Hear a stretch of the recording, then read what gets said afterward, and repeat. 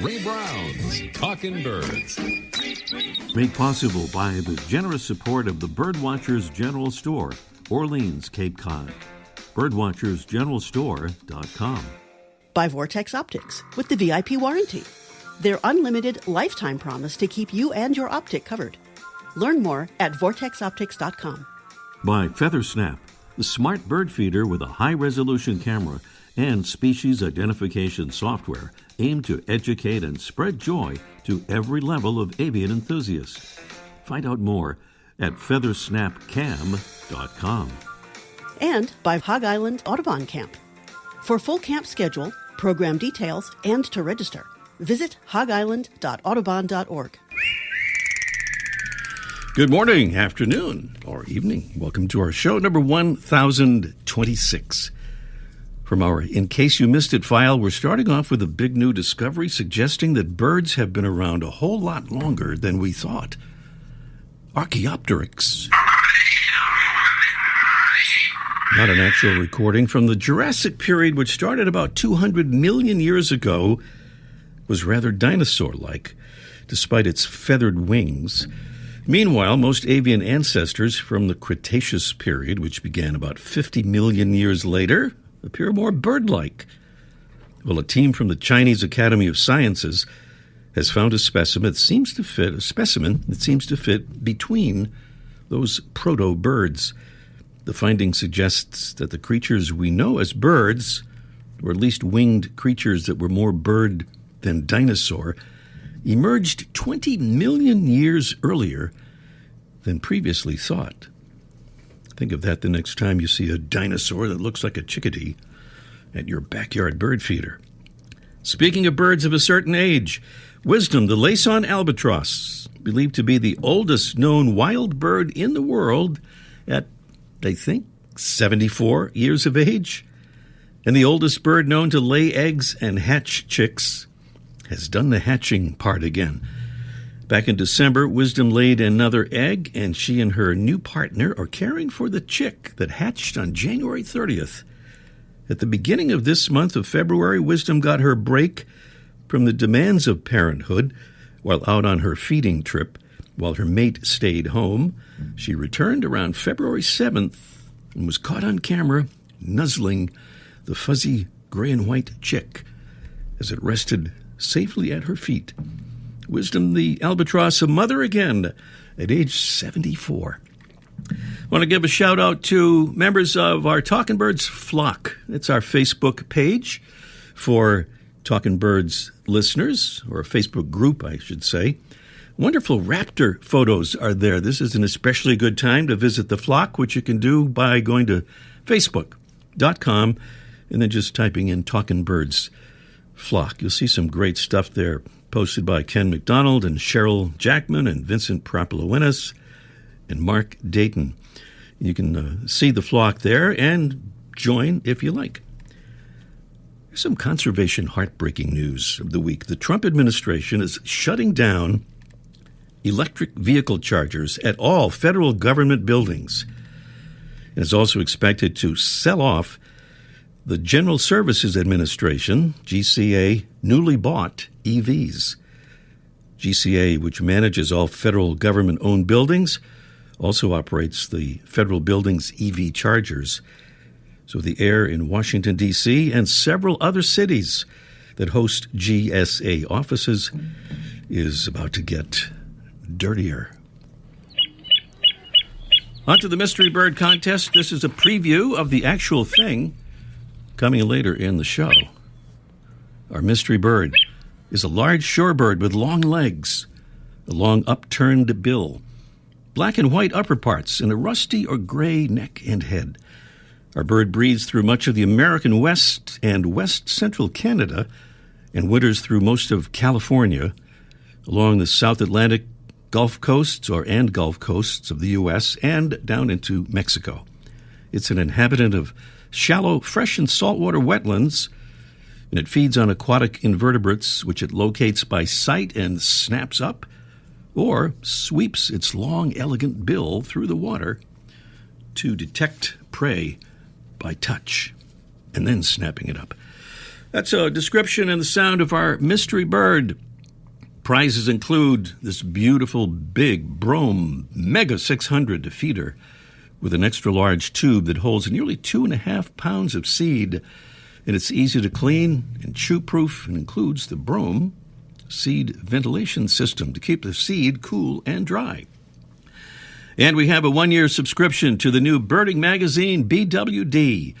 The great magazine, founded in 1978 as Birdwatchers Digest, back and better than ever. Every issue packed with beautiful photographs and illustrations and all kinds of articles by renowned experts. That's BWD, and that's a whole year's subscription as the other prize to the winner of this morning's Mystery Bird contest later in the show.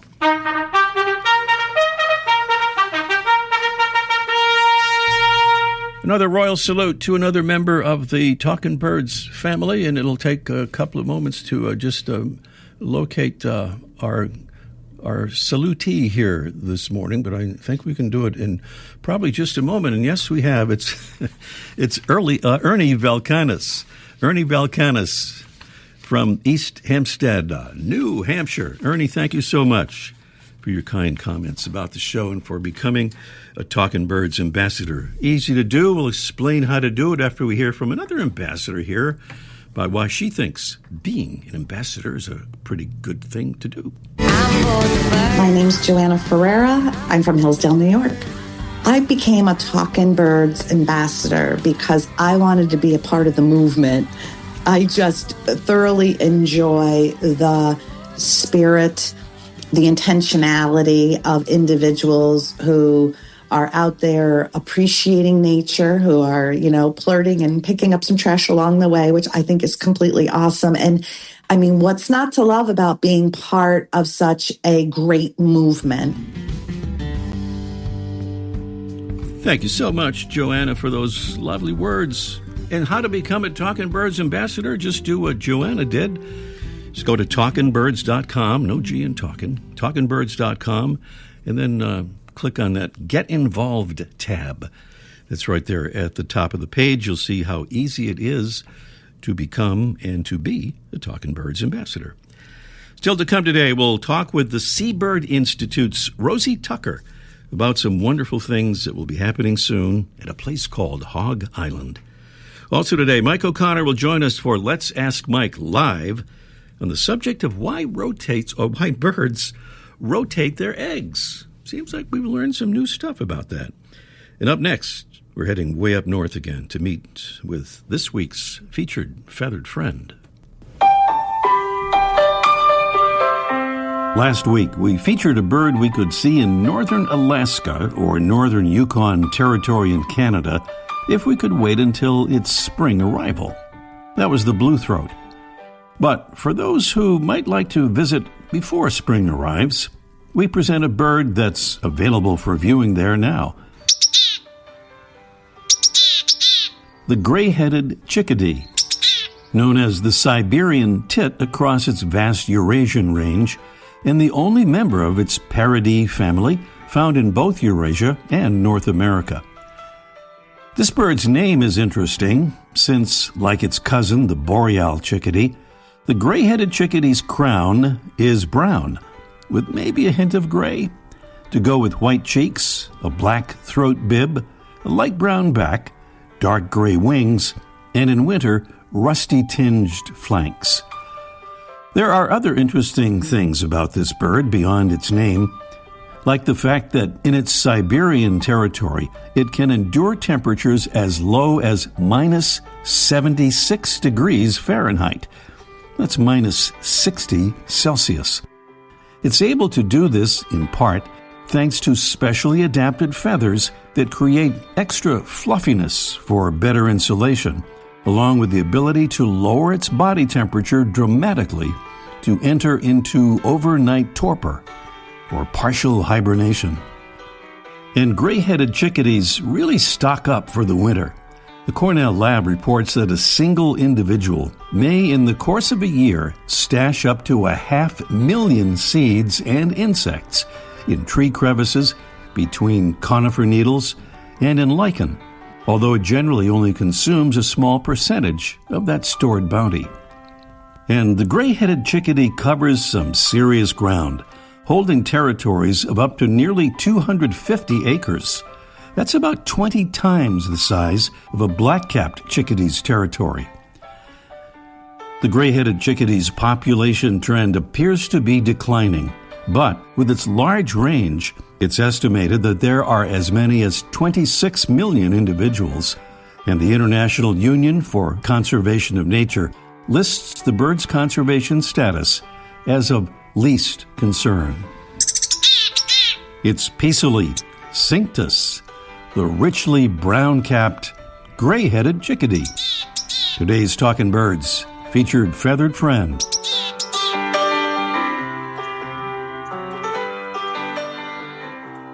Welcome again to our show number 1026. Rosy Tucker is the National Audubon Seabird Institute's Manager of Public Programming, and she's here to tell us about some very special birding and nature programs beginning in the spring at the famous Hog Island Audubon Camp in the great state of Maine. Good morning, Rosy. Morning. Thanks for having me. Our pleasure. Indeed. So Hog Island Camp has been welcoming nature enthusiasts since 1936. Now, you haven't been around that long, and even I haven't been around that long. What a history. Give us a broad overview, if you would, Rosy, about Hog Island Camp, and tell us who it's for. Who are potential Hog Island campers? Yeah, without going too much in depth of the history, because that's a whole other, tangent right there. But for almost 90 years, we've been running camps for really people of all ages, adults, teens, and families. And primarily, the focus has been birds. Of course, we are a National Audubon Society program, but there's more than just birding happening at Hog Island. There's lots of general ecology, naturalizing, arts, photography, mindfulness. We have a little bit of everything for everybody. And it's a really, really special place. It's hard to describe the place itself to someone who hasn't been there before. A lot of people come away and describe the experience of the magic of Hog Island. And to me, that's really just the community of people that you get to know and the special connections you make there. Well, I'll give the website, and I'll suggest to listeners, if you go on the website, you will fall in love with Hog Island and the camp and all that goes on there. Well, here it is, February, Rosy, and already many of the programs I know are sold out. Fortunately, though, many still available, I guess, from May to September, I think.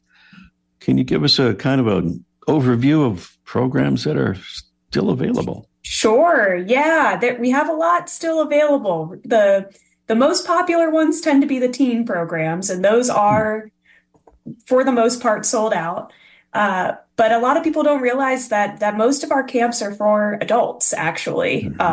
And I think you hear summer camp and think of kids and teens, but this is summer camp for grown-ups. So we've got first coming up a photography session. So for photographers of all skill levels who want to experience, coastal Maine, the birds, the habitats, the landscapes.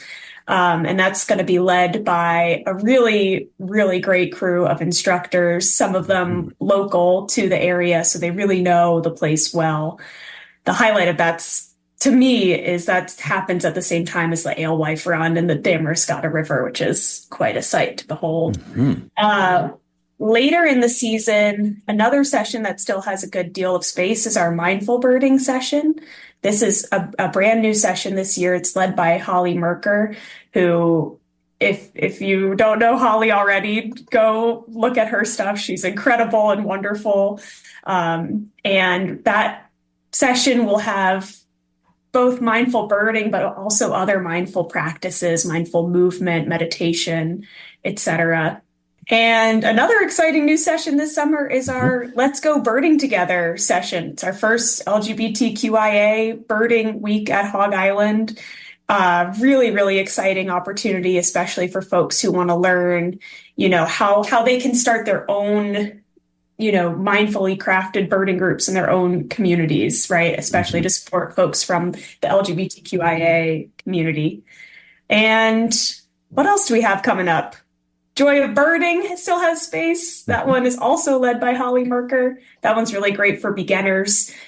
People who want to have a more slowed down, maybe more relaxed birding experience and really, really focus on the birds that they're looking at and learning more about them. There's many others. We've got about 17 sessions, I think, running this summer, something like that. So on our website, you can read the full descriptions of all the different programs we're running and see which ones still have space. Mm-hmm. Well, we certainly like to vouch for Holly Merker as well, by the way. She is just terrific. And so are so many of the others, I'm sure all the other instructors, just great people. And that website, before we forget, is hogisland.audubon.org. Or you can just Google Hog Island Camp, probably the easier way to do that. So, Rosy, while we still have another minute here, tell us about the Seabird Institute, which kind of oversees the Hog Island Camp. Yeah, so there's kind of multiple umbrellas that we fit under, right? The biggest umbrella is the National Audubon Society, huge nationwide nonprofit organization that you all know about. Seabird Institute is our kind of little section of the National Audubon Society, and that includes Hog Island Audubon Camp, the Project Puffin Visitor Center in Rockland, Maine, and also almost the biggest part of that, probably the biggest part of that, is the seabird research that we do up here. So we manage several different islands off the coast of Maine that have Atlantic puffin colonies, but also common terns, roseate terns, and Arctic terns.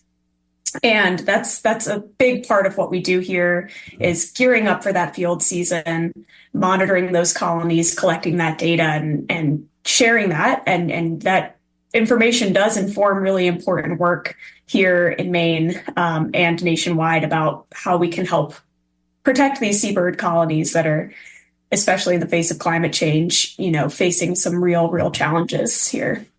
Rosy Tucker is the National Audubon Seabird Institute's manager, public programming. Rosy, thanks for the details and good luck at another beautiful Hog Island Camp season. Thank you. I'm looking forward to it. Indeed. Rosy Tucker, here on Talking Birds, and up next, it's our Mystery Bird contest in just 1 minute. The flutter of a tail feather, the flash of a wing bar in mid-flight. You don't always have a lot of time to identify a bird in nature, let alone to appreciate its beauty. But with Vortex Optics, you'll have the power to bring every wild moment closer. When you choose Vortex, you're choosing to have a partner in the field as passionate about nature as you are. Whether you're spotting old friends on the backyard feeder or packing for a once-in-a-lifetime trip to add a few species to your life list, Vortex offers a full range of optics and optics accessories for every birder and every budget. And whether the birds are taking you to another state or another country, you're always covered by the Vortex VIP warranty, an unlimited lifetime promise to keep you and your optic covered. If you'd like to learn more, or if you need help choosing your next optic, give Vortex a call at 1-800-4-VORTEX or visit vortexoptics.com. There's that mystery bird sounding off there and providing a clue as to its identity. More clues? Our mystery bird is a large shorebird with long legs, a long upturned bill, black and white upper parts, and a rusty or gray neck and head. Our bird breeds through much of the American West and West Central Canada, and winters through most of California, along the South Atlantic and Gulf coasts of the U.S., and down into Mexico. It's an inhabitant of shallow, fresh and saltwater wetlands and feeds on aquatic invertebrates, which it locates by sight and snaps up or grabs by sweeping its long, elegant bill through the water to detect prey by touch. That's our bird. Tell us what it is and win these beautiful prizes. A Brome Mega 600 feeder with an extra large tube that holds nearly 2.5 pounds of seed. and a 1-year subscription to the great birding magazine BWD, founded in 1978 as Birdwatcher's Digest, and back and better than ever. Prizes on our Mystery Bird contest, and don't forget, if you get the not quite right answer, you may still win by way of a drawing, so give it a try at this number, 781-837-4900. Here it is again, 781-837-4900. That's our Mystery Bird contest. Give us a call now, and we'll get to that in just a little bit here after we check in with Mike O'Connor. It's Let's Ask Mike Live in just 1 minute. Ready to take your backyard bird watching to the next level? FeatherSnap makes Wi-Fi-enabled smart bird feeders that blend the best of technology and nature. Get a high-def glimpse of your feathered friends with a top-of-the-line camera so every visitor can be seen with clarity and detail.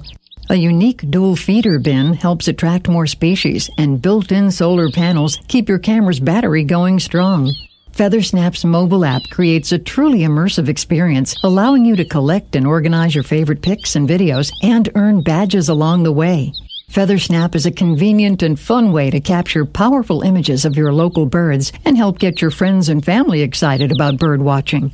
Best of all, FeatherSnap offers expert-trained AI identification of more than 275 North American species, thanks to their in-house ornithologist. Check them out today at feathersnapcam.com. feathersnapcam.com.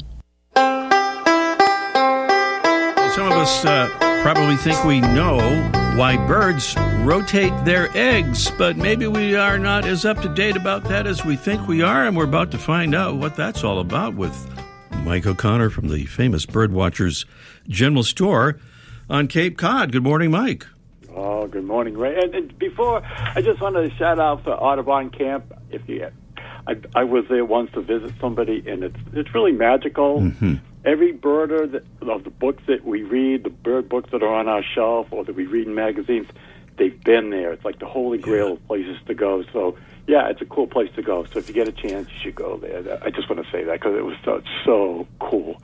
Anyway, so what's my topic? What is your topic? It's about the rotating of eggs and why birds do that. And I was saying we think we know, but maybe there's some kind of stuff that is new about that, right? All right, yeah. There's at work we have this giant TV that we put webcams on, and we have one of the eagles out in Big Bear Lake, California, which is really interesting. And people come in and they look at the eagles sitting on these eggs, and there's 3 eggs, and every once in a while a female, Jackie, gets up and rotates the eggs, and people ask kind of why they do that. And when I was a kid, I always thought, well, because she keeps them warm, and then she rotates them to warm the other side, like to make an omelet or something. Makes sense. And then that wasn't totally true because commercial incubators rotate the eggs also, and they can keep, and it's a controlled environment, and it's the same temperature top and bottom. Mm-hmm. So that's not really it. And then we thought, okay, we didn't want the yolk to stick to the edge of the egg, and that would be disastrous, so they rotate them so that doesn't happen. That's what I always thought was the big thing there. Right, yeah, that's what we thought. But I've been kind of reading, and there's another study comes out that kind of says that's not so important either. I mean, I'm sure all those things we mentioned have something to do with it, but their studies prove that it's really to move the nutrients around so the yolk or the embryo gets the right amount of nutrients top and bottom, and also displaces or moves some of the oxygen and moves some of the moisture out through the eggs and coats the shell. And the thing I read was a little complicated, so I'm not even going to get to it. But it's more to keep everything. It's like stirring, as they keep the eggs, everything going by rotating it. And the other important thing is the eggs have to be facing the right way when it's time to hatch. So if the chick hatches and they're upside down, they don't make it. So somehow the female knows which way the chick is going to come out, probably by the egg, and they rotate them so they're all facing the right way when they hatch. So it's more about keeping the nutrients and the moisture in the right position than keeping them necessarily warm, which is obviously important. Yeah. But that's it. That's as exciting as that rotation story. That is exciting. We don't have a good volume on you, Mike, but we know you're there. So play that music, Broadway. Thanks. Lower the music. Lower that music. Okay, her music is gone. Mike, thank you for educating us on another topic. Thank you. All right. I got to get to work. All right. We're going to watch the Eagle Camp. Mike All O'Connor right. on Talking Birds. He'll be back with us next week. Meanwhile, if we remember where we are now, sure we do. We're back at the Mystery Bird Contest, and that's the Mystery Bird right there. And I think we have Leah in Dayton, Ohio, as our first caller here. Good morning, Leah. Good morning. Good morning. Thanks for calling in, Leah, on the Mystery Bird Contest. And I guess the next thing is tell us what the bird is. We think it might be a fork-tailed storm petrel. A fork-tailed storm petrel. That sounds like a really interesting guess, but according to what we're hearing there, it doesn't seem to be the answer we were looking for. But thank you, Leah. Will you try us again? Sure thing. Thank you. All right. All right. Not a fork-tailed storm petrel. Guess from Leah. They're in Dayton, Ohio. 781-837-4900 is the number to call. We have Clark in Hingham, Massachusetts. Hello, Clark. Good morning. Good morning. Good morning, Clark. I think we rescued a chick on a path once in Foster City. I was on the wrong side of a fence. Uh-huh. The American avocet. So you would know what the bird is based on that experience there, it sounds like. Yes. Absolutely right. The American avocet. A really spectacular bird. Here's the thing I read about this. This is kind of amazing. In response to predators, the American avocet sometimes issues a series of call notes that gradually change pitch, simulating the Doppler effect, making its movements seem faster than they actually are. An interesting way to escape predators, and fortunately, it works for them most of the time. We have time for a bonus question, Clark, if you're interested. Yeah, interested. All right. Not a bird question again, a conservation sort of question. The operators of Love Field, the big airport in Dallas, Texas, employ something that captures energy to power parts of its operations. What is the source of that energy? Multiple choice here. Is it A, the sun, which activates solar panels installed next to the runways? B, wind, which drives turbines mounted on top of the terminal building? Or C, wind in the form of jet exhaust from airplane takeoffs? It's one of those three. What do you think? I would go with wind, but... Which wind? Politicians. No, the wind rather than jet wind. The wind on top of the terminal building. No, it's actually wind in the form of jet exhaust from airplane takeoffs. For what it's worth, I never would have guessed that either for the right answer, but it is. So the airport is the pioneering home to something called energy capturing pods that spin, or the blades in there spin by the aircraft taking off, creating energy, and they use that for much of their operations within the airport terminal. In any case, Clark, stay on the line. We'll get your info and send you those nice prizes. Thank you. All right, Clark with the correct answer there in the Mystery Bird Contest of the American avocet, and we are plumb out of time for this week's show, and we'll get to work on the next one right now. And thanks for being with us. See you next week. The bird show. I like that. I love it. Ray Brown's Talking Birds. Made possible by the generous support of the Birdwatchers General Store, Orleans, Cape Cod. Birdwatchersgeneralstore.com. By Vortex Optics with the VIP warranty. Their unlimited lifetime promise to keep you and your optic covered. Learn more at vortexoptics.com. By Feathersnap, the smart bird feeder with a high-resolution camera and species identification software aimed to educate and spread joy to every level of avian enthusiasts. Find out more at feathersnapcam.com. And by Hog Island Audubon Camp. For full camp schedule, program details, and to register. Visit hogisland.audubon.org.